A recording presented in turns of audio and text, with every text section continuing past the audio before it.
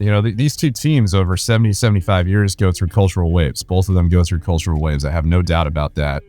And when we started interacting with the Blues in the America Strong campaign and bringing the teams closer together, what we learned is they were actually at a cultural high point, and their demo was extremely precise. And so we relearned a lot of the things that the Thunderbirds used to do. If you go back to the 90s and 80s, flying the exact same jet, by the way, we relearned a lot of that stuff from the Blue Angels. Tower, release you, runway 4 left, wind 040 at 5, clear for takeoff. Seat tied, altimeter 0 eyes, we're clear for takeoff, clear for the airspace. Viper check 2. My brand ramp curve was at 354. That's on. Next, picture 16, 15,000, Viper 1 targeted. And we're live. Welcome to the show. Today's pretty special. I've got a buddy of mine, Rain Waters from the Afterburn podcast, to co-host this episode because there's so much star power, I just couldn't pull it off myself. And if you're listening to The Merge, that's me. We make sense of defense in an enjoyable way. If you're listening to this on the Afterburn pod with Rain, they're bringing people together through their stories. So welcome, Rain. Thanks for having me, Paco. This is fun. This is a lot in the making to come together, but I'm pretty excited about today. This was a challenge, logistically, technologically. Was there some leg-breaking tech issues? Yes, but we're here. We pulled off the miracle, and I don't know if the technology can handle the star power we're gonna have today. But all right, let's do this. So on to the guests. Today we have not one special guest, but two special guests, both friends of mine. First up, we have Lieutenant Colonel Justin Astro Elliott. He is the commander of the United States Air Force Air Demonstration Squadron. That's the official name. Everyone just calls them the Thunderbirds. Welcome, Astro. Thanks, Paco. Good to be here. Thanks, Rain. Absolutely. If you're watching this on YouTube, you're probably wondering why there's a Blue Angels painting behind the Thunderbirds commander's shoulder in his office, because sitting next to Thunderbird 1 is our second special guest, which is Commander John Fizzle Fay, the executive officer of the Navy Flight Demonstration Squadron, also known as the Blue Angels. Welcome, Fizzle. Paco, thanks for having me, Rain. Thanks for being here, and Boss Astro as well. I'm glad to be here. Heads up for you listeners, this is probably not going to be the interview you think it's going to be. We'll talk about flying, we'll talk about some stuff, but this will be the interview that you need to hear. We're actually going to go behind the scenes with the teams, talk about the leaderships and all the things that you actually don't see at the air shows that actually makes these teams the high-performing teams that they are. So it's not the flying that makes them good, it's the leadership. Spoiler alert. All right, so to get us started, they're actually both sitting in the same room. So we'll talk about that in just a second. But I got a couple icebreakers. I'm going to put you guys on the spot. Astro, you know a ton about the Thunderbirds. So I'm going to ask you a trivia question about the Blue Angels. Nice. So Astro, when were the Blue Angels founded? 1946. Wow. That's right. All right, we're going to flip the script. Fizzle, you know when the Thunderbirds were founded? Well, this is their 70th year, so you're throwing me for a loop. I'm not going to do public math on that, but I would say that would be, 1953. Yes, ding, ding, ding, ding. You're correct. The next question's for both of you. Between the Thunderbirds and the Blue Angels, what jets did both teams fly? Ooh, like back in the day. Yeah. Yeah, we started with the F-84G on the Thunderbirds. Yeah, I know, but which there's one aircraft both teams actually flew. F4. Yeah, you're right. The F4. That's right. That's the only aircraft both teams that flew. The F4E for the Air Force and the F4J for the Navy. That is correct. Okay. Next question. Astro, why is the F-18 E and F, aka the Super Hornet, why is it referred to as the Rhino? Ooh, that's a good one. I actually don't know that answer. I will let you phone a friend. All right. Why Fizzle. Is the F-18E referred to as the Rhino? Well, you got me, and I'll probably take some grief on that. I believe it was a carryover from the F4, if I'm not mistaken. But, as a non-Rhino Bubba, I'd have to phone in a friend as well. I only know the answer to this because I asked when I actually got to fly in a Super Hornet on the boat. is Hornets and Rhinos. I'm like, well, why do you keep calling it a Rhino? They're like, oh, well, you have to call in when you call in for your cats and traps. They adjust it for weights, and the Super Hornet's way bigger and way heavier than the Hornet. So it's 20% more at takeoff, 30% more at landing, something like that. And so if you clip a radio call for Hornet and Super Hornet, like you could mess those settings up and that would be like disastrous. So they just have a different name. So they use Rhino for it. That's what they use in the radio. So there you go. Fizzle, why is the F-16 called the Viper and not referred to by its official name, the Fighting Falcon? That's another great question. I think I'm good on this phone a friend though. Oh, okay. All right. So this one, I actually, I have heard rumors about why we started calling it the Viper about the time that Lockheed took over from General Dynamics, but I actually don't know if that rumor's true. You know, I know it used to be the Fighting Falcon, and then it became the Viper all of a sudden, and people affectionately refer to it as the Viper. And I imagine it's in that contractor transition, but I'm not sure. I'll give Astro a way out here because, you know, he flies the F-16 on the Thunderbirds, but he's flown like 40 different aircraft, test pilot, Strike Eagle background by trade. So I'll give him the easy out. But we do have a hardcore Viper guy on the line here with Rain. So Rain, you want to take this one? Man, I got thrown into this. I thought I was going to dodge all these questions. It's like, man, fence in. Here we go. But Battlestar Galactica, I never saw it, but I guess it mimics and looks very similar to a Viper in that. And again, I kind of like lean on Astro, like that's not written in stone anywhere, nor etched, you know, somewhere on a wall saying this is why, but that is the rumor I've always heard. And I'd be curious, like Astro, with you out on the show circuit, I always had people correcting me and the team correcting me out in the air show world saying it's the Fighting Falcon, it's not the Viper. But for the Viper, it's F-16 Viper demo team. It says Viper in the script, although we did mention the Fighting Falcon. So be curious if you hear that a bunch out there. But it's the Viper. Anyone who's flown it or worked on it, it's the Viper. Exactly the same, Rain. We our script officially says F-16 Fighting Falcon when we list all the jets that we've flown throughout history, but everybody calls it the Viper. And you know, interesting connection, but those are good questions, Paco, because I'm like, you know, was living the F-35 transition of nomenclature last year, and really as the 6th Weapons School stood up and the 422 and 59 started flying F-35s in mass, I can tell you it's probably never going to be written down because the F-35 has a lot of names right now: Panther, Bolt, anything but Lightning, and I don't necessarily know where they came from already at the inception, and I bet no one's ever going to once it settles in. Yeah, it's like the F-15EX. Officially, it's called the Eagle II. Terrible name, by the way. Yeah. Unofficially and internally, everyone just calls it the Phoenix. Yeah. So we'll see what happens with that. Yeah. As we start fielding them. Before we just back out of this rabbit hole, I would like to mention too the Warthog and the Hawk. Yeah, that's another one, Thunderbolt 2. But no one ever brings that up. No one ever says it's the Thunderbolt 2. They always say it's the Warthog. That's right. So for some reason, the Viper and the Fighting Falcon, that one sticks, and that's a touchy subject for a lot of people out there. Rain, to your point, I did look it up. I did do the research. It is very closely connected to the show Battlestar Galactica.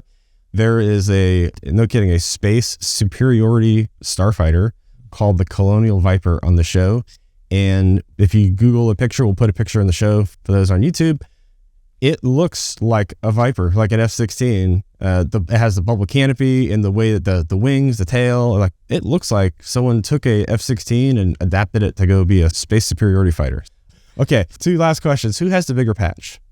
Ooh, You got us. I think the Thunderbirds might have the bigger patch, but they have a significantly larger name tag though.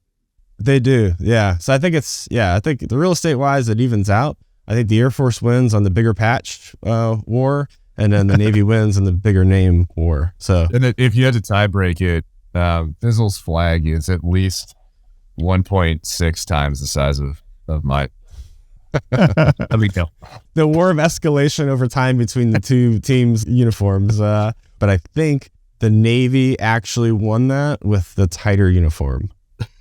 So I think the Navy has slightly tighter uniforms than the Air Force. That's saying a lot because the Air Force has some pretty tight uniforms for the Thunderbirds. Oh, you're talking about our uniform, the tighter uniform? Yeah. Oh, yeah. We, I might pass out at about 20 minutes in on this. Very good one. It's actually, Paco, as usual, it's a policy difference. So the Thunderbirds are allowed to unzip to the bottom of the one, but the Blue Angels are not allowed to unzip when in public view. So they are full tight. We're going to keep it professional, Jim. That's right. This is a place of business. That's right. Well, you don't have a G suit, so you got to make up the difference there with keeping that thing nice and snug. It effectively functions as a G suit. So I mean, it gives you an extra G and a half just from the tailor. So that's exactly right. So before we jump into it, can you just tell everyone, why are you guys sitting in the same room? The casual listener might be like, well, they're different services. They have different aircraft. They are on the air show circuit, but they do different air shows. You hardly ever see them together. Clearly, they don't talk to each other. Why are you guys sitting in the same room right now? I'll start and then Fizzle. I think you're probably good to deep dive on the background because Fizzle was actually here when this started. The two teams got very close during the American Strong campaign back when the pandemic shut down our seasons and we ended up flying over hospitals and cities instead.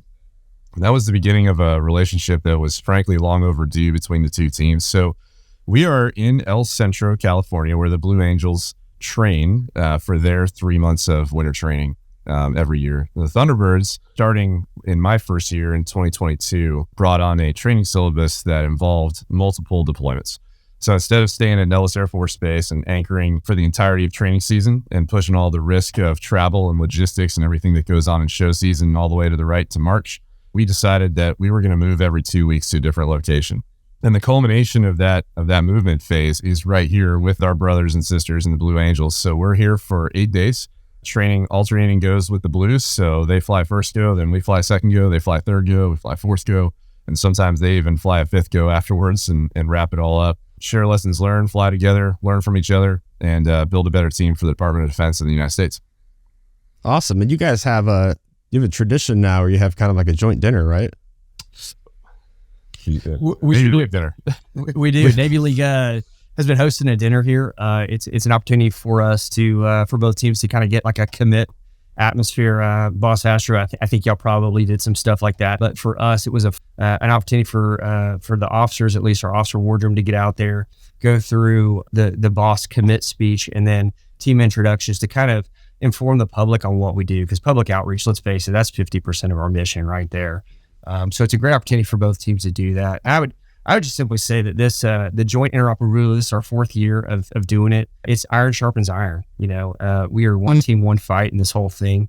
Neither of us are deliberately coming out saying that we're recruiting from one service to the other.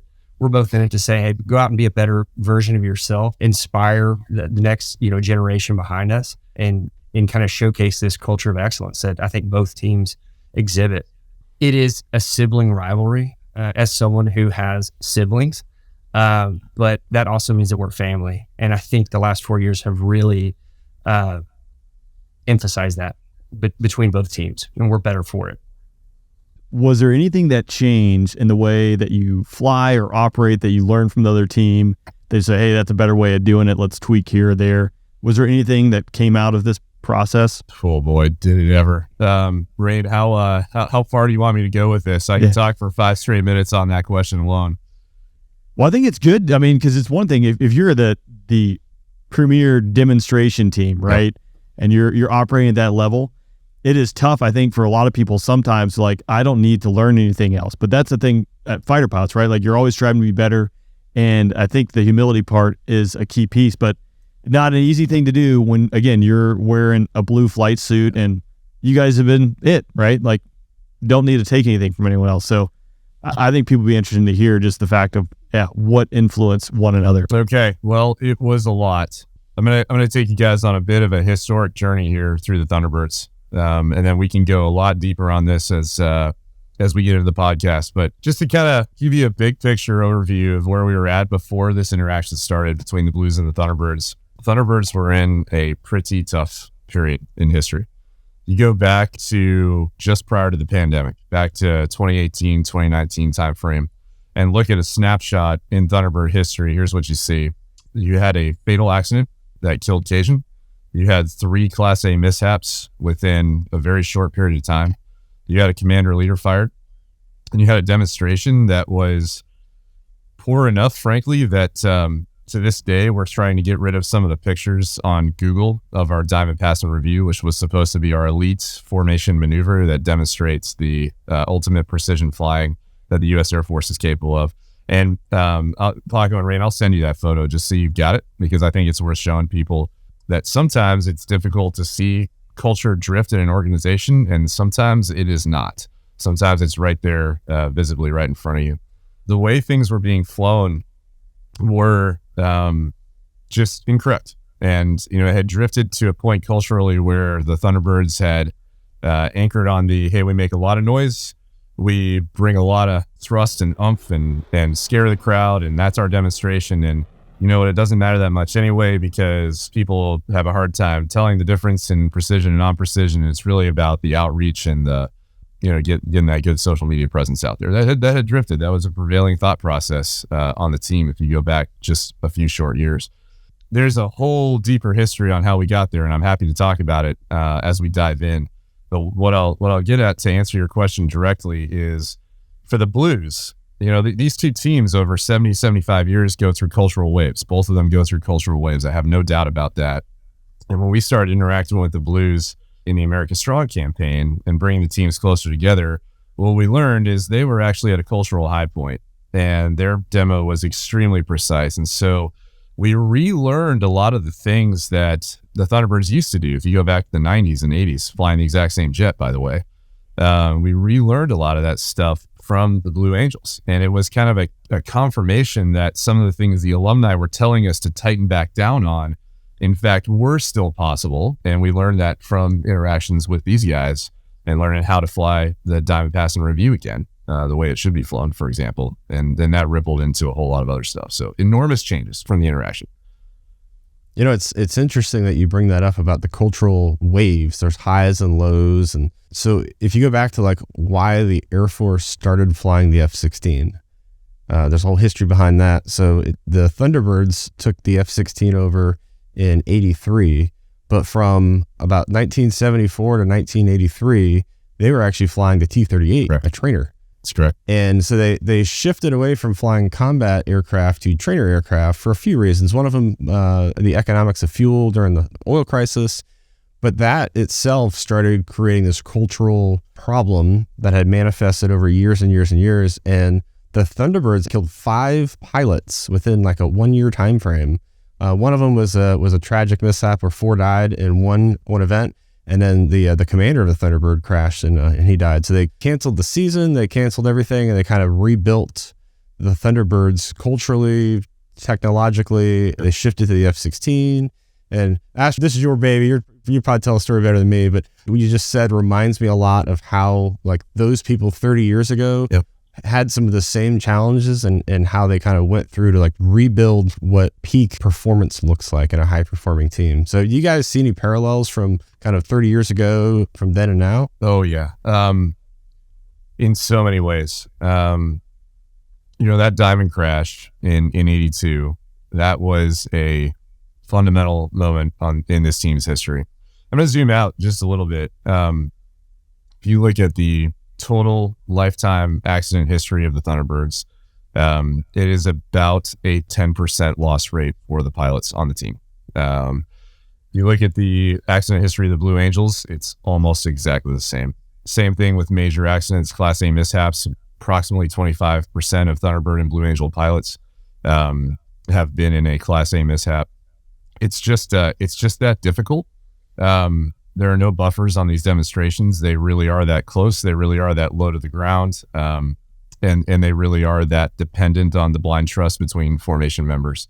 That's just an interesting kind of macro view. You asked about parallels between the T-38 era, into the early 80s and today. There are a lot. In fact, if you go back, let's zoom way, way, way out. There's a speech that President Carter gave in 1979 called The Crisis of Confidence. If anyone has not heard it or read it or listened to it, I'd encourage you to look it up because it is absolutely fascinating. You talk about cycles in cultural history. Listen to some of these things that he talked about. You had just come out of a failed war in Vietnam. You had a 10-foot tall giant adversary that the United States just didn't think it could compete with. It was the USSR. You had spiraling inflation. You had a reinvigoration of self-promotion and self-interest in American culture. And Carter talks about that. In 1979, he talks about self-indulgence, self-promotion. Does that sound familiar to anybody? Yeah, look at today. We just came out of Afghanistan. We've got a 10-foot tall giant adversary in China that we think is amazing. We've got spiraling inflation, and we've got a reinvigoration of self-promotion. And so these cultural waves, when you look back at that diamond crash and what the team had to do to rebuild from that diamond crash, that low point, we'll call it in history, I think it's a direct parallel to what the team had to do starting really about 3 years ago in the pandemic era. And that pandemic era allowed us to start that control, delete, and cultural reset that it is working. And I'll send you another picture of that same maneuver so you can show both the 2022 Diamond Pass and Review versus the one that's been online for about the last 2 decades. Pulling the thread on that is for the listeners, you might be wondering if you micronap through the intro where we ask the guests to tell them about themselves. That's not a mistake. Astro and Fizzle both individually said, hey, it's not about us. It's about the team. It's about the message. So it's not about us. So we were happy I know of Astro. We go back about 15 years. Fizzle and I worked in the Pentagon together. So we have scar tissue trying to work with Congress for quite a few years. Right. And we all have a relationship between the four of us on this episode, but it's not about them. It's about the message and about the team. And so they had purposely said like, hey, don't make it about us. Switching gears over to Fizzle, for Air Force listeners, he is the executive officer, which is like the number 2 person in a squadron, but it's not the same. It's a different dynamic. And so if you go to the Air Force squadron, the number 2 person in the Air Force squadron is the director of operations. The name is different, but the role is different too. And so as the executive officer, Fizzle, tell us a little bit about what makes your job way different than what people might assume when they see you, when they see Wings, they see you in a Blue Angels uniform. Yeah, no, absolutely. Thanks, Paco. And you're right. We do have a lot of scar tissue. I think our time together on the Hill was a combat tour. I'm still waiting for that combat pay. I never got that flak jacket issued. I could have used it many times. But looking back on it, I'm appreciative for those moments and the lessons learned. You're right. As the executive officer, so Boss Astro and I actually were just kind of talking about some of the differences between the two teams, and it's probably more indicative of the differences between the two services. But most Navy squadrons, the executive officer will end up fleeting up to become the commanding officer. Blue Angels are a little different. We take a post-command commander that comes in as our flight leader and commanding officer, also known as the boss.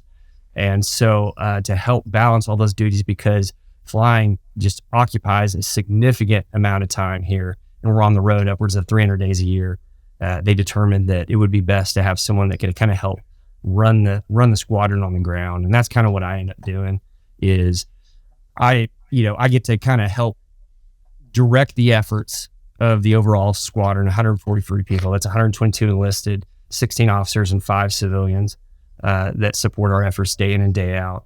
And, just the same way that the boss is the one looking forward in a flight demonstration, and he's got wingmen to the left and right and behind him, I get to kind of do the same thing, just sort of lead the team on the ground. The difference is that, Blue Angels, you really don't have to lead them. I get to kind of just help point them, vector them in the right direction, because there's so much thrust there. It's pretty amazing. It's an amazing team to work with, and I just feel blessed to do it for this short time in my career. But you're right. I think I'd be incorrect to not give credit that it is a total team effort, and I'm blessed to be able to just sort of help kind of point us in that direction. Yeah, Astro, you and I have talked a little bit about that. You're leading the 3-ring circus, but you're also like literally leading the flights as well. I can't remember the numbers, but you told me how much you fly, and I want to say it was like double of what a ops squadron fighter pilot flies in a month. I actually think it's quite a bit more than that, and that was the shock to me joining the team. Is I was busy enough as a squadron commander when I was in command of the 59th. That was busy, and back then I probably flew 4 to 5 sorties a month just to stay current in the F-35. And you take over the Thunderbirds and you have a command job that, just like Fizzle described, 135 people, enormous logistics challenges, pretty busy command job. And on top of that, I fly 12 sorties a week. So 48 sorties a month. And I'm the flight lead on every single one of them. And I cannot tell you how difficult this demonstration is to fly. I've flown experimental test aircraft. I've flown through weapons school. I've done most of the things that are considered very challenging in the Air Force, and leading this demonstration is, it takes 95% of my brain capacity every single time. And this is after doing it hundreds of times. It just makes it busy. And right back to what Fizzle just described, blind trust is our motto for a reason. You are completely reliant on your team to execute that logistics flow, that maintenance mission, everything that has to be done to make sure that demo is possible on the ground. If you try to micromanage that as Thunderbird 1, it is not possible. So the trust in your people it's required. And I've been rewarded by just letting them run. I think, Nice. boss, I think y'all are probably the same, but we always say our demonstration is founded on teamwork and trust. And those are the two principles that, are kind of the glue between keeping the thing together. And you're absolutely right. You have a whole squadron of people that are doers, that are at yes, they're already at yes, and they're moving forward safely. We're doing a very dangerous mission as safely as we can. Yep. Fizzle, you have a LinkedIn profile, and I want to say you have a saying that's on your profile, and you had a post about it about a month or two ago, and you tell me what the saying was and how you use it. I think it's pretty insightful. It's glad to be here. It's nothing that I created. I want to say it dates back to our team in the 80s or possibly 90s. But it ultimately is just a statement of gratitude, a statement of not only the position that you occupy, but everything that got you to that point, the goods, the bads and the others, because that all kind of formed you into what you are. And it's just about recognizing the incredibly, important and humbling position that we have at this point in time and going forward. So we, at the end of every in our debrief, we say, glad to be here, boss, I'm glad to be here. And that's kind of our affirming statement to one another that we recognize it's part of that culture of caring and culture of excellence that we all try and exhibit. I interviewed a former Blue Angel not too long ago, because when I did the air shows, I was typically paired up with the Blues, right? So I got to travel around a bunch. But we were down in Vero Beach, and he smacked a bird doing about 600 knots. There was an epic flame that someone captured coming out of his motor, and the show went on. But to speak to the excellence part and how precise and the team effort that went into it, he just makes his radio call that he has an issue, that he's going to go below one of the other Blues and land the jet, and the thing keeps going on. But just how dynamic that performance is, the amount of moving pieces that are all going on in such a very small piece of sky is really impressive. And I know you didn't want to make it about you guys, but I think it's probably worth at least highlighting a little bit, because if they haven't gathered at this point how difficult it is. Like Astro, I think when you say, hey, this is really tough to do, just a little bit like your background in particular, being a weapons school graduate, a test pilot school graduate, like that's a pretty rare thing. So you're a graduated squadron commander, and I didn't know this until I started doing air shows. The Blues graduated squadron commander, and then usually during the show season, I saw two bosses pin on 06. Yes. Has the Thunderbirds normally done that, or is it usually that is stepping into a squadron command position, not having been a graduated squadron commander? Is that a change, or how does that work? It's a change, Rain. You nailed it. And that was, to our question earlier about what we got out of the Blues, that was one of the things that COMAC signed off on once he understood the importance of that. Because if you are walking into Thunderbird 1 as your very first command position, something's going to give. It's very unlikely that you're going to be able to perform as a squadron commander for the first time, and everything that entails, as well as lead a demo 12 times a week. We don't have weekends. I think that's important to understand for folks. That moment of that you get, after a tough week of work, we don't have that. And so there's very little time to just sit down and catch up on your admin or, whatever else you had to do, whether that be in your personal life or your professional life. And so there's very little time to just go, okay, how can I get ahead? It is every day is a pretty challenging day. Yeah, I'm not kidding, Rain. You know, you hit on my background a little bit. I'll use that to just say that this is definitely the hardest flying I've ever done and the most challenging day-to-day strategic thought that I've had to do as well. There's a lot that goes on. You know, you think about here's the show season. You look at the calendar. Like, here's where it starts. Here's the events. Here's where it ends.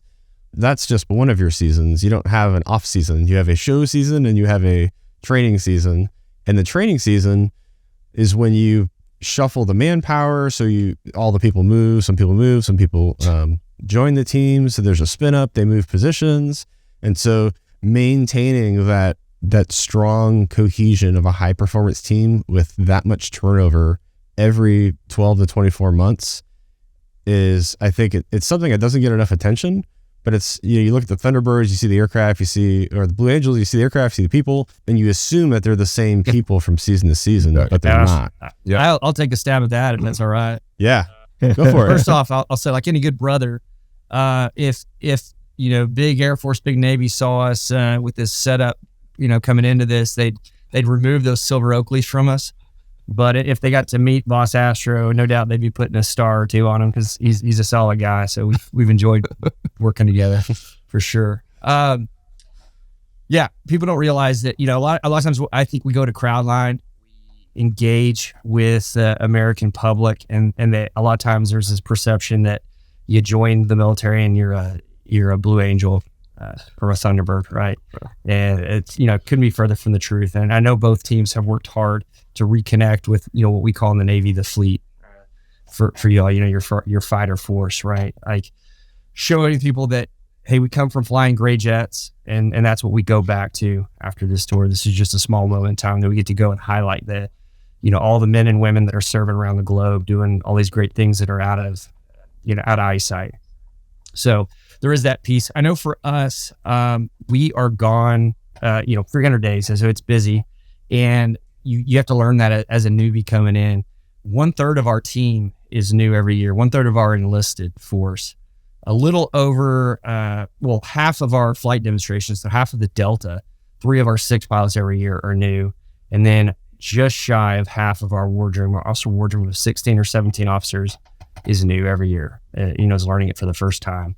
So to achieve that level of excellence, we're always shooting for perfection, but in the end we catch excellence.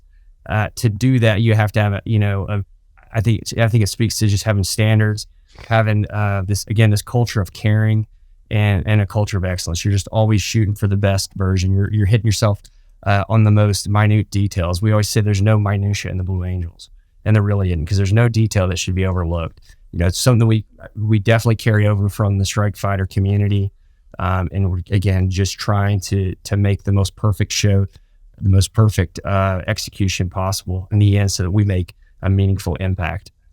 And to your point, when people go to an air show, there's lots of different demonstrations you see individual airplanes doing demonstrations, you see formations and teams doing demonstrations.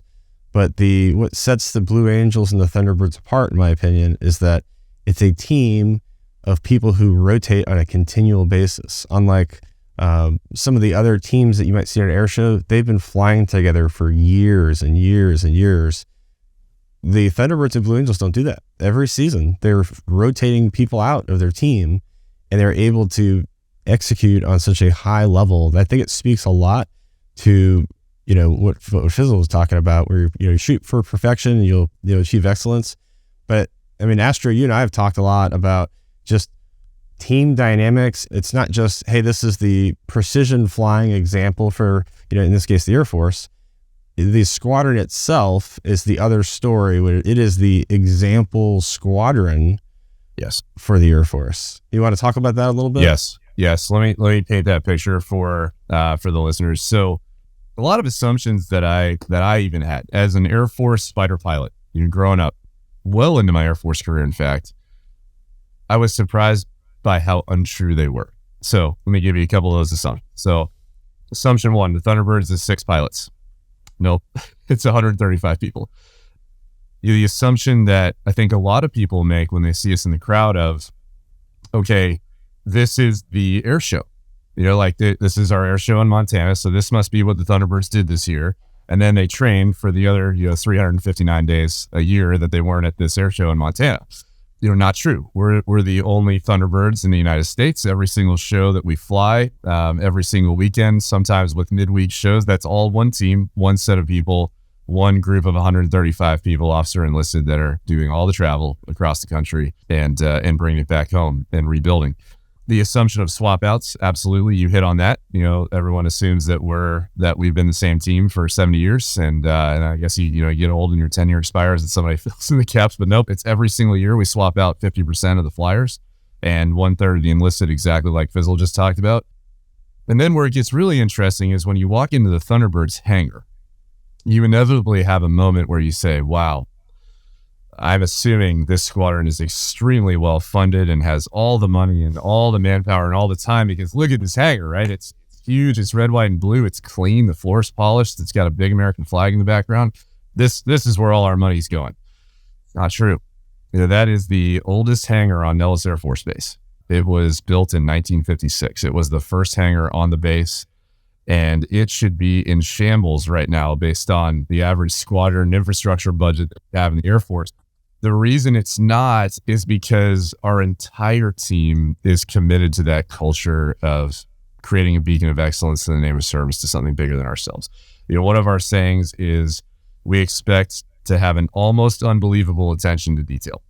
And so when we patch in a new class, for example, whether you're officer or enlisted, whatever the case may be, when you're trying to earn your patch for those first couple of weeks, you literally polish the brass in the hangar. You polish the patch in the middle of our hangar floor every single day. You polish the floor of the hangar every single week, and that goes on well past patch. It's just the expectation for the squadron to be at that level of precision and detail, and it's contagious. When you set that as the bar, people do rise to it, and they rise to it enthusiastically. And then what gets exciting is they believe in the mission enough to go and learn other people's jobs. And so some of the things that I hear big Air Force talk about, agile combat employment, agile combat support, multi-capable airmen, the irony is I'm pretty sure the Blue Angels and the Thunderbirds have been doing that for about 70 years. And 30 AFSCs in one squadron, for example. That's a lot. And you have to believe in the mission to bring that many people together in a unified way. Yeah, I always say I don't think you find that type of cohesion and dedication to the mission. Now, granted, we are in a peacetime mission, but I think the only other places I've seen it is in combat. You see people kind of unify. It's a common objective, common goal. Everyone's working towards it.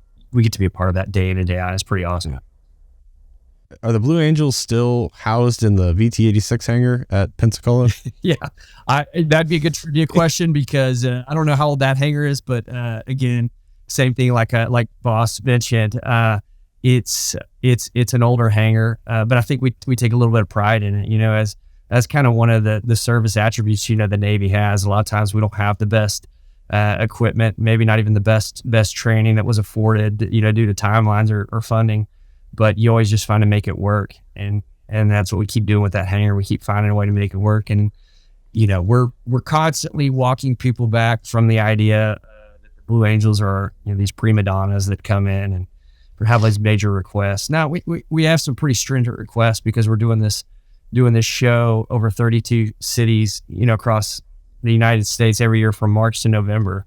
So we have very specific standards that we have to execute. But I hope that when people have the opportunity to interact with us, that they realize that we're anything other than that prima donna. We're just happy to serve and happy to be able to go out and showcase what all our forces are doing.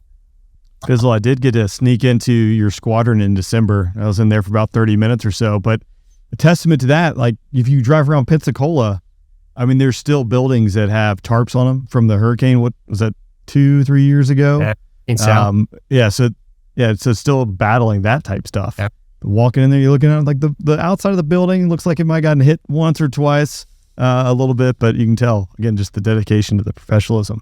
Yeah, thank you. Now it's an awesome base, a lot of heritage. Paco, awesome that you came through there. I totally forgot that you would have gone through training there, but it's great. Tons of history and heritage from World War II. A great installation at that. It definitely has some things that need work, but it's a great base and a great town. We are so fortunate to call Pensacola home. Shifting gears, let's talk a little bit about not necessarily just the flying, but when you do, I don't even know how many air shows you guys do a season. How many do you do a season on average? About 75 typically, and that's doubled up, right? So there's Saturday and Sunday at most show sites. So typically we'll travel to in vicinity of 40 different locations. All right. So if the Blue Angels and the Thunderbirds, let's say they travel to put on a performance, a demonstration in 40 different locations a year, there's got to be a process to get people, for perspective, when a fighter squadron goes and travels somewhere, there is a whole spin up. You don't just go and land there. It's a lot more involved than you think. Probably more work than it should be, but you go somewhere, you go get all the information. You have someone in the squadron brief, this is the airfield, here's where we're going. And then you get there, and then someone else briefs you once you get there, all the same information that you got before. And then you go fly what's called an LAO, a local area orientation. So take off, land, fly around, and check out the airspace, make sure you have the right frequencies. And then after about 5 or 6 or 7 days, you're all right, now let's actually go do the thing that we actually came here for. I don't think that either of your teams have that luxury. And I think Asher, you and I had talked a little bit about some technology and how do you modernize the way that you chair fly these things, because you have different airfields, traffic patterns, field elevations, runway lengths, where show center is, and all these different variables. And then you throw in weather. Man, there's got to be a lot to sort out. Absolutely. So I'll start by saying that, your point about the typical combat Air Force advon team, advanced team that goes out for 5 to 6 days with multiple people. Here's what ours looks like. We have one person that's Thunderbird 8 with his crew chief. He'll jump in an F-16, fly across the country one day before the main push happens. And that's similar this year. So he'll arrive on station and he'll have about 12 hours to prepare the battle space for the arrival of the big team. Here's what that arrival looks like. 7 jets, 7 more F-16s. So Thunderbird 1 through 7 will fly across the country. We'll refuel usually multiple times. We're typically going east from Las Vegas. So we'll typically lose 2 to 3 hours in that journey just in daylight alone. Barely make it onto the ground in time to put the jets to bed. Our C-17 will land. That's got 70 people on it with all of our spare engines, parts, everything that we would need to operate logistically in that new environment. No, by the way, it's never on an Air Force base, right? So you can forget about back shop support, anything that you need to reach back to fix jets on the ramp. It's all got to be in that C-17. To include all of the show center equipment, everything required for the audio visuals, and just everything that's required to put on an air show. So that's going to land. It's going to unload overnight, and then the next morning, we're going to fly a 7-turn 6 or a 7-turn 7 with the 7 to 8 fighters that we've got on the ramp. It's just astounding. And that is, Paco, to answer your question, that is our LAO. The first sortie we do is basically a demonstration, but just with the Diamond. And then our second sortie is a full-up Delta practice that these days is being watched by a lot of people because they're starting to sell tickets to those Friday shows. Practices. And then we'll fly Saturday, Sunday. Monday, we'll load it all back into the C-17, take all 8 jets back across the country to Vegas, land, download, rebuild everything. We'll fly a double turn practice on Tuesday. Wednesday is our day off, our weekend. And then Thursday, we do it again. And that's the typical flow from Advon through the end of a show, which is a pretty astounding ask for the team. What I'll tell you is the only reason it's possible is because of the level of authority that the Thunderbirds have, the policies that are in place for Thunderbird 1, for example. So squadron commander on the ops side, I don't have a group commander. I am effectively the maintenance group commander as well of my own maintenance team. So I have all the MXG authorities, and I've got actually a significant portion of wing maintenance authorities for waivers, whatever I need to do to get that mission done on the road. And that is just exactly how the Air Force should work, because there are a lot of times when I need a part for an EPU and it's just not going to happen. And so Thunderbird 11 will run into town. He's the maintenance officer for the team. He'll run into town and literally find like what we call the blacksmiths, where you're going to an auto parts shop and trying to cobble together a piece to make something work. on the road. It's pretty cool to watch the innovation that comes out of those guys. And that happens because we have the authority to just say, go. My last probably 5 years or so of active duty, one of the big things that I've kind of dawned on me is like, it's pretty simple, like the formula. When you align the mission, resources, and accountability at the same person at the same level, magic happens. And when you take either one of those away and you give it to someone else, or you put it in another process or someone you have to go get permission from, that's where it falls apart. So, the buck stops with the commander. So Astro is the commander, so he is accountable for what is going on, but he also has the authority to do it, which I think is missed on a lot of different military organizations. The Army calls it mission command. The Air Force is starting to embrace that a little bit with agile combat employment. But again, if you delegate those authorities and you have trust and accountability, I think that's a big part of the equation. And Fizzle, I would assume the Blue Angels are very similar, but you don't use a C-17 to move your team around. Do you use the C-130? We do. We have a C-130J, Super Hercules, affectionately known as Fat Albert. Fat Albert's been a part of our team since the 70s. Just a life of its own, bigger than life. One of the favorite parts of sometimes the show, but its primary mission is logistics support. But we are fraternal twins in this type of schedule for sure. Some small differences though. We usually leave our same thing. Blue Angel 7 will depart the day prior to go get everything set up. Has about that same 12-hour window to go get everything straight. Takes off with a 7 crew chief, affectionately known as a 7 geek, and they go and they just run everything down. And kind of a cool part about it, before I kind of go into the schedule piece, I think we both kind of have these contracts. It reminds me of the book Freakonomics. If you remember there in the 80s, Van Halen would require that all the brown M&Ms, are taken out of the bowl. And it was a way that they could sort of cross-check that the contracts that they wrote up for these concert venues that were, pretty rickety old places, and that they could ensure the contract was read and being abided to. Now, again, it kind of led that self towards this prima donna type thing of, this hairband is just so needy, and you have to get to this pain of brown M&Ms, but it was pretty genius. And we don't really have those Easter eggs hidden in our contract, but you do know when there's certain things that are missing from the things that you've laid out that ensure the safety and an effective, fun flight demonstration. If those are missing, it kind of forces you to have a little bit more of a keen eye towards what's going on. So on Thursday morning, we will all load up on Fat Albert. Now, we're loading up and taking off about 6 a.m. It's self-contained. We've got 49 people on that and all our support equipment. And then the Delta will take off with 6 jets after that. We're 7 to make 6 for the flight demonstration. And of note, the Blue Angels have never canceled a show for a maintenance issue. So I think that, obviously both teams take a lot of pride in that. And it's something that our maintainers work very hard to make happen, because there definitely have to be some creative solutions or long nights to make it happen. And our folks do it every year, every show. That's amazing, by the way. So it's pretty. For those, yeah. For those that aren't aware, like a normal fighter squadron, like there's battle rhythm and ops tempos and things like that. But there is a point where you push too hard, and then the machine starts to break down. I'd say probably once a year at least, it is normal for a fighter squadron to just cancel a day of flying because the maintenance backlog is so bad. Maintenance can't generate the jets. More jets are breaking. You don't have the people. And so your 12 jets that are available to fly goes to 10, goes to 9, goes to 8, goes to 7. Like, all right, guys, like this, we have to take a knee and let maintenance catch up. So I think that speaks a ton to the unit cohesion and teamwork about how you're able to balance that, both on the ability to generate aircraft, but the battle rhythm that you can maintain throughout a show season and do it over and over and over again. Yeah. And you hit it hard, day one. The T-Birds are no different. Boss, y'all usually do survey on arrival, right? That's right. Yep. So they'll survey on arrival. We call it circles and arrivals.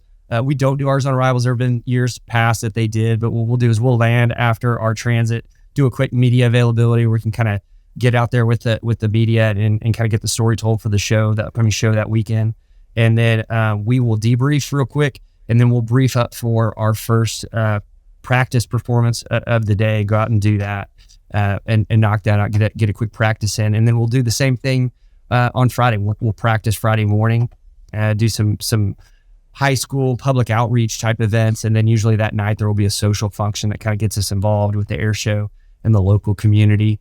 You hit Saturday and Sunday, which are your air shows. And most of the time, pending the distance, we'll actually pack up and depart Sunday night. And then when we get back home in Pensacola, we do our debrief. And that's where we'll kind of nug down on the Sunday performance. We always do a debrief after every event, but we'll look into how the flight execution went for that air show for Sunday, so that, again, we'll get the Blue Angel weekend on Monday, day off, and then back to practice Tuesday, back to practice Wednesday, unless it's a show site where we got to get out a little earlier. But it's remarkably similar. Because I think this has started to become public through a couple of things I've seen online recently. But the other thing that blew my mind about the teams is that, we talk about flying 12 sorties a week. And I think one of the assumptions I had was, well, then, okay, obviously they're not briefing or debriefing, right? It must be just like reps. No, they are full briefs and debriefs. Like, I'm talking 2-hour debriefs, especially in training season, to pull apart the lessons from your lines, placement, everything that you've got to do to pull this demonstration together. And it doesn't let up. So all the way to our last show on November 7th, we're going to be doing a full debrief to make sure that we've got it right. This is exactly why we're recording this now, because coordinating this podcast was way harder than I thought it was going to be, because as you could tell, like, these teams are extremely busy. So this just happened to just be the perfect time to get them both anchored for an hour or two to talk. Hey, Rain, have you ever seen Fat Albert take off? I've seen it via video and YouTube, probably like everyone else. My first show season, Fat Albert had just been grounded and they were going to the J transition. So I think, correct me if I'm wrong, Fizzle, but Fat Albert, they discovered, turns out like every flight hour the Blues put on it was like putting 10 hours on it.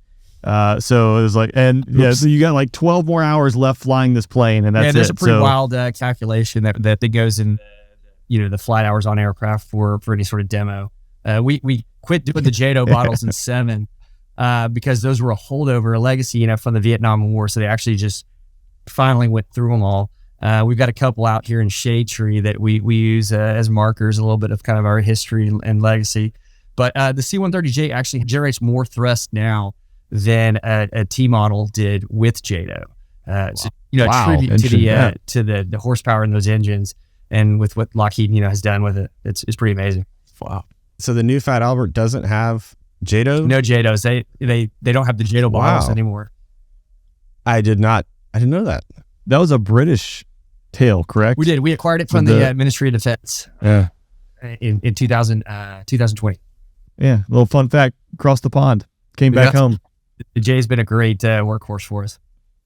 Since we're talking about aircraft, Fizzle, I don't have to ask you this. Obviously, you've seen Top Gun Maverick. The jet that Maverick flies in the movie, you have that jet, don't you? I do believe that we have the jet. I thought maybe where you were going with it. One of the pilots that flew in it, that did all the low-level scenes, the Lawrence of Arabia scene, which is where, you see the sand kicking up. They're extremely low. That was actually one of our previous solo pilots. One of my classmates from the Naval Academy, Frank Weiser, Walleye, and he's been kind of going around and talking about those experiences. And he's got a great quote, just exhibits everything you'd expect in a fighter pilot, where the makeup artist is talking about they had a fake head hairline that was Tom Cruise's hairline on his, because anytime the camera was looking forward, it needed to look like it was Tom Cruise flying. Now, Tom Cruise was actually in the back. It was a 2-seater. And so the makeup artist is, kind of saying, like, who are you playing today? And, he looks at the makeup artist and says, I don't think you understand this correctly. I'm not impersonating anyone. They're impersonating us. This is how we go out and do. And it is just like, perfect, perfect level of assuredness, we'll say. That. But yes, I do believe we do have that tail, but it's the same aircraft, and that's one thing that we've been telling everyone is, this is the same aircraft that if you went out and saw Top Gun 2, that this is a fleet aircraft. It's just painted in these funny, blue and gold colors, but it's the same exact one. I thought Fizzle was going to say he hadn't seen it yet. Yeah, but stop the recording. It's part of the, it's a prerequisite, right? Is it not? Right, yeah. It's mandatory. It's a syllabus item. I saw the Blue Angels show last summer, the Blues on the Beach. That's the first show I've seen with the Super Hornets. Yeah, it's awesome. Because you converted 33% bigger than a Legacy Hornet. So it's just a lot of metal up in the sky. It's beautiful looking, and I think the teams before us, crafted a great show that we are just doing our best to put together a tight show. It's pretty good. Yeah. So for people who aren't aware, when you say like F-16, F-18, those are actually roughly the same size. It came out of the same program back in the 80s. The Super Hornet is like F-22, F-15 size. So it is a massive aircraft. If you put a new Blue Angel Super Hornet next to an Air Force Thunderbird, they are massively different in size. They are literally right next to each other right now out there. And out the window? Yes. Yeah. Paco, if I may, real quick. So my grandfather was on the General Dynamics design team for the YF-16. And I had the opportunity last year to fly with the Thunderbirds. And getting over there, it was pretty meaningful for me to be able to fly in that jet that my grandfather was on the original team for. It was just super meaningful to get to do that. And they were very gracious to allow me to get that opportunity and see what it was about. But my grandfather would always tell me about the rollout of that aircraft. And when they did it, any rollout, there's a lot of hype for a lot of just brass in the audience for this rollout with the F-16. And they had a curtain set up, and then they had a tow truck with the tow tractor and the bar set up with a veil coming behind it. So expecting that this wonderful aircraft was going to be rolled out. And so a lot of hype for it. And the gentleman gets on the tow tractor, and he's starting it up, and it won't start, and so everyone's kind of looking around like, what's going on? And then no sooner than does he kind of get up and walk away and kind of just, shrug and go, I don't know, that an F-16 comes around the corner. And it wasn't even supposed to be taxiing yet at this point in the rollout. And they had that thing already taxiing. And as they're doing it, they were pumping the brakes so that it was nodding its head towards the DVs there. So it was a super cool story. I felt it was such an honor to be able to fly in that jet and to be able to tell it to these, world-class demonstration team, how meaningful it was to me. Fizzle sent me an RMO, a copper RMO from that rollout after flying with it last year. And it was one of the most meaningful things anyone's ever sent me, brother. It was amazing. It was from his grandfather, and you can see that it was from that rollout date. And he told me that story. It was awesome. Wow. That's incredible. That is incredible. So Fizzle, you've flown in both teams. I did. I think I get a concussion, flying to the back, because we actually got to zorch around for a few minutes, and I was so ratchety with my rolls that, Strib's head was hitting the canopy. And said, like, oh, sorry, I better stop. Those two aircraft fly way different. One is a lot less aerodynamically stable than the other. Rain, I want to kick it over to you for anything that we haven't covered yet. I think a lot of people don't realize the Hornet, if I'm wrong, like you guys manipulate the controls to have a weight.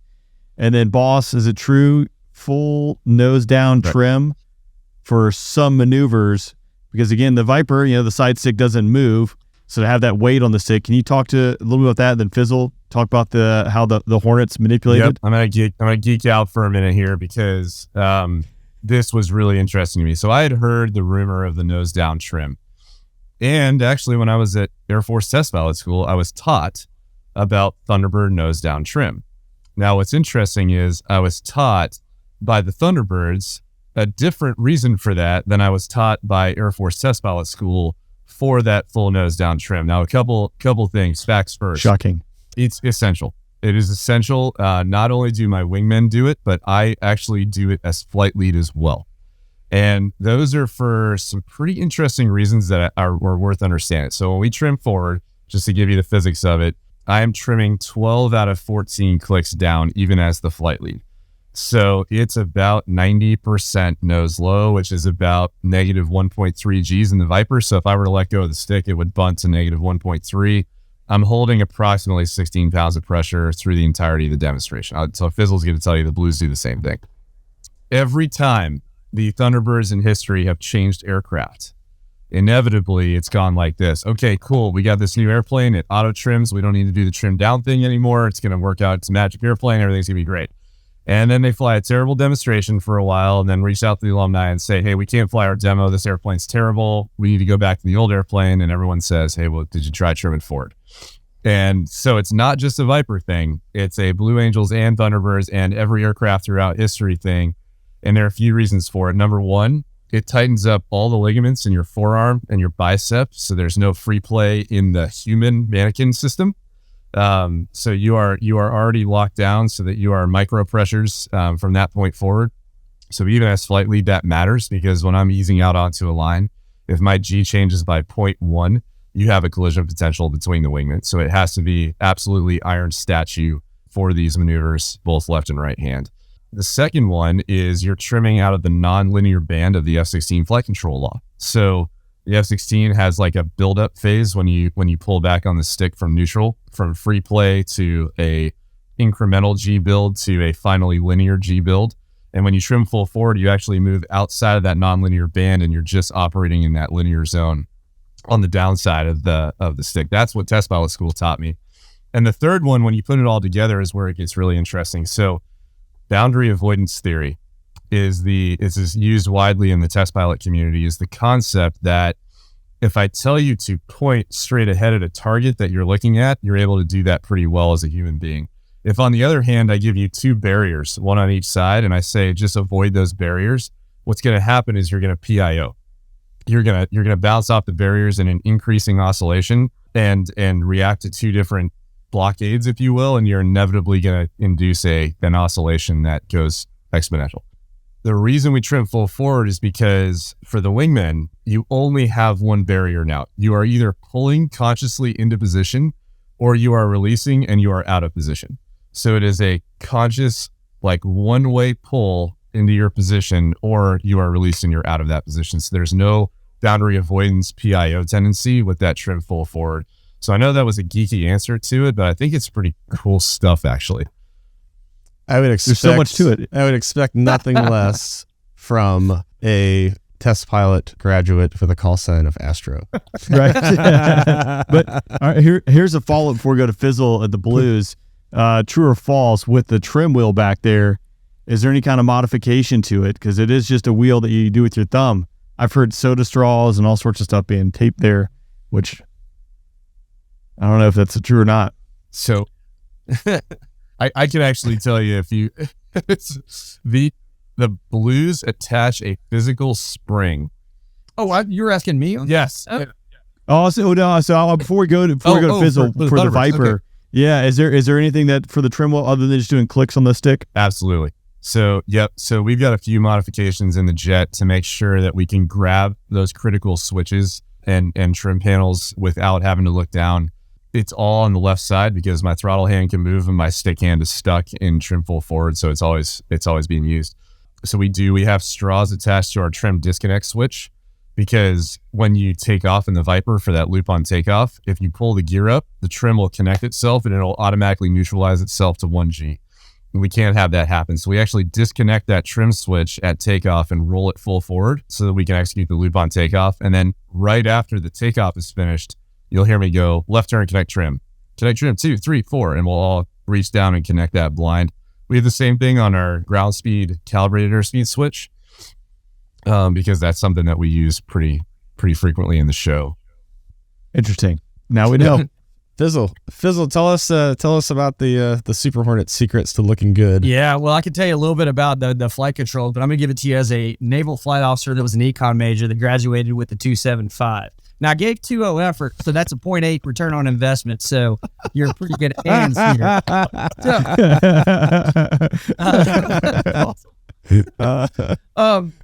So we don't fly with the G suit, and the reason why, because you got this stick is in between your legs, and the inflating of the G suit would cause artificial movement that we just can't have. I mean, both teams extremely tight maneuvers, and we call it a fulcrum. So you got their hand on their leg, just kind of fulcruming out on what is effectively a 40-pound spring that's pulling those forward on the stick to give you that artificial feel and requiring you to have backstick pressure on it to even it out. And so that just gives them a little bit more sensation with flying. It gives them the nose down effectively trim to pull in those tight sets, which I believe both teams advertise at 18 inches in our closest formations, which is close when you're, at these airspeeds. The nomenclature is important there. For a long time, when we would say 18 inches apart, I think both teams struggle with this. What most combat pilots assume is we mean 18 inches of wingtip clearance. So in other words, most combat pilots will assume, okay, they mean about twice as close as we fly in like calf fingertip, for example, where it's 3 foot wingtip spacing. Not so at all. So we mean 18 inches from canopy glass to fuselage, and from wingtips from number 2 and 3 underneath Thunderbird or Blue Angel 1, and they are not flying off of each other. So for the tightness of positions, for example, when we get into our closest formations, 2 and 3 are counting feathers on the inside of the wing to put their nugget on. And the wingtip overlap is in excess of 12 feet for a 33-foot wingspan. It's very, very close. Yeah, the simple way that you can kind of, a lot of us we'll give an example, illustration when we go and visit, high school or something. Always have the students raise their hand and say, hey, from the top of your head, to your fist, that's the separation. If you could roll down your window and roll down your canopy, you could touch the other person's jet. That's how close we are. You know what sounds terrible? Everything you guys just described. Yeah, like Wilberly. That's okay. Yeah, that sounds. Yeah. Oh, by the way, 200 feet off the ground. Yeah, that sounds great. Let me sign me up for that. I've heard our boss talk about it. I'm sure it's the same for you. But as we move our sets in with winter training, as the wingmen, change their bearing lines and what position that they're in. For Diamond 360, for example, one of our tightest maneuvers, the boss's jet it'll induce roll just because of the airflow with that other jet being closer. It just 100%. I have to actually aim our version of the Diamond 360 is called the Diamond Per, the Diamond Passive Review. So 180 degrees out from show center, I'm going to roll, set a lift vector, and call pull set. When I call pull set, my promise to them is I will not move either hand, no matter what, even if we're going to crash straight into the ground. And I actually have to set my velocity vector to crash at show center, because when I call pull set, number 2 slides into position underneath my wing, and he's lined up on the blue stripe inside of my wingtip with his nugget, and that pushes my lift significantly from the left side to where it rolls out. The velocity vector raises about a half a degree, and it scoops through show center at about 200 feet. So it is remarkable how much you have to trust each other to do the thing that you're expecting them to do, because you're relying on that lift. And different formation positions are either destabilizing, where they'll actually like move my wingtips like divergently if I crack my wings one way or the other. And then some of our positions are actually stabilizing, where it feels like you're cupped and you can't miss. Like no matter what I'll do with my wings, it'll actually pull you back to neutral stability. It's very interesting. Man, there's so much to it. Again, most, like Asher, you said at the beginning, your air show in Montana, most people are like, hey, you guys are here, this is great, and this is what you've been preparing for. But there's so much that goes into it. And I even jump back to for this listening, like if you think parking 6, 7, 8 jets at a non-military airfield, the taxi flow, how are we turning out? Just like something as simple that normally you don't have to think about. You have to think about all those details. Try 40 rental cars, sailors and Yeah. Marines. Just I that don't want to see the VTO plan for that. Yeah. Any lieutenant to the ops desk. That sounds terrifying. Yeah. We're getting short on time, so I'd like to wrap up with one final question for both of you, and then I'll kick at the rein. So what would you say has been your most memorable moment of experience that you've had as a member of the team, and how has that kind of impacted you? Probably wouldn't be a specific instance, but I'm kind of reminded of when I asked a former alumni what was kind of one of the things that they missed most about the job. And without missing a beat, he said, the ability to just do the smallest things on any day, just to make someone's day, to make it that much brighter, to inspire them, to give them a little hope. We no doubt get requests from folks that have a family member that may be going through some sort of illness, some sort of issue, especially, some child that's battling a disease or an illness. The ability to send them up a picture to help kind of brighten their day and show them that there's hope. That by far is the coolest thing about this job. Astro, what about you? So agree with all that. And I have a very specific moment actually that happened last year in Michigan that was I will never forget this day. So we're driving in our police escort for Saturday's air show in Michigan. And while we're on the way to the airport, there is a fatal accident, and Chris Darnell died, Shockwave's driver, right at Show Center, right in front of the crowd. His wife and kids were there. And, I want you to kind of picture this because, we drove in that day to fly an air show. And here's what happened. We arrive at the field, and air show is, first decision is, are we going to continue with the show at all? This is a macro decision that somebody's got to make at the air show side, not just the Thunderbird side. But so all the teams meet and decide, are we going to fly at all? We decided not to. That was followed quickly by, because I'm Thunderbird 1, go meet the family who literally just watched their father and husband pass away in an accident, and just talk to them. And I had 15 minutes notice for that, and then walked into their trailer and talked to that family. And it was an unbelievably sobering moment, and kind of a realization of how dangerous this industry is. Discussed a few things with them, decided to dedicate Sunday's Thunderbirds show to Chris, which meant for the rest of that day, here's what happened. So I left that meeting in their trailer. I met with the Latvian ambassador because Michigan is Latvia's state, and that was on the schedule for a meeting. Then I did multiple interviews with our new team members who were applying to the team. Then I did what's called a Farkle ceremony, where we honor somebody from the team in front of their family. And if you can imagine, that air show wasn't supposed to be canceled, so their family had traveled from all over the country to witness that ceremony. So that ceremony went on as well. And then we went back into our debrief room at about 1900 and replanned our demonstration to have a missing man element for Chris Darnell that we executed the next day. When I put all that together, that went on from about 9 a.m. to 9 p.m. that day, that is an experience I will never forget. And it really paints the picture of this Thunderbird 1 job. It is not about you. You are a uniform. You the human, no one is ever going to know who Astro Elliott is, but this position, whether you've been in the job for 15 minutes or for 2 years, the expectation when something goes wrong is that you take the lead in that air show community and make all those things happen in a single day, sometimes with no notice. It's astounding. I was going to piggyback on that because Chris was a good buddy of mine, a phenomenal friend, human being, father, husband.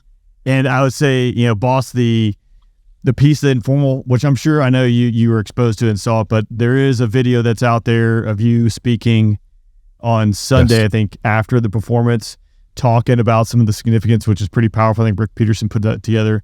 But I know one aspect that you guys did was putting Chris's name on the jet, which, as you talked about earlier, it's not like you guys had the back shop there in Michigan, so it was a team effort to go figure out how to scrape together off the jets in town to be able to put his name on the jet. And then do you mind recalling that some of the significance of him flying with you guys on that? Because for me, it's powerful. Yep. Again, Chris is a good buddy of mine.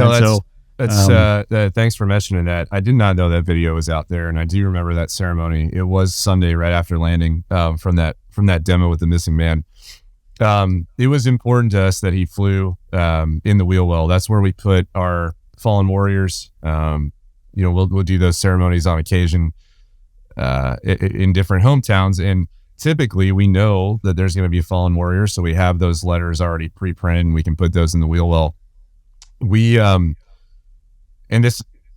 Our maintenance team, they're incredible human beings. They literally went and peeled individual letters off of the aircraft that we had to create Chris Darnell's name in the wheel well, so that when we take off, the gear comes up, it folds into the heart of the aircraft. It's what we call it, and that's where we fly our fallen warriors. And then, to your point, Rain, like I said, didn't know the video was out there, but here's how that went. I landed, parked, did a show shutdown, saluted off, and then a cluster of, I want to estimate, about 80 to 100 people surrounded the jet to see his name, and it became an impromptu fallen warrior ceremony for Chris. And one of the most meaningful times of my life. Thanks for doing that. I know that was meant a lot to the family, particularly it's something that we're going through literally the worst time in your life, to have someone take the time and the effort to honor his legacy. It's huge. Man. Well, you can't top that. Yeah, man. Rand, mic drop. Yeah, mic drop. Rand, you want to do the outro? Yeah, sure. No, it's again, I think it's a really powerful way to end this, because that parallels through all our services and our time. It's all about the people you serve with, and we all, there's highs and there's lows, but that is a testament, I think, to the community that we're a part of, and specifically now if you're talking air shows, what you do. But I know both of you are incredibly busy, and it's not going to get any easier. Here Ford Fizzle, I might see you at Sun and Fun if you're around. So hopefully get a high five you in person there. But thank you for taking the time today. Again, this is your one day off. We've now consumed, half your day between the setup and now the recording of this. So hopefully you get a little downtime and then right back into it tomorrow. So again, thank you for taking the time to do this. Paco, thanks for, dare I say, herding the cats and making this all happen. It is not an easy challenge to align for busy schedules. So thanks for doing that as well. I couldn't have imagined this episode going any better than it did. Well, I think the listeners are going to really enjoy it. I enjoyed it, so thank you both for your time, and thanks, Rain, for helping out. I appreciate it. Absolutely, yeah, this was a lot of fun.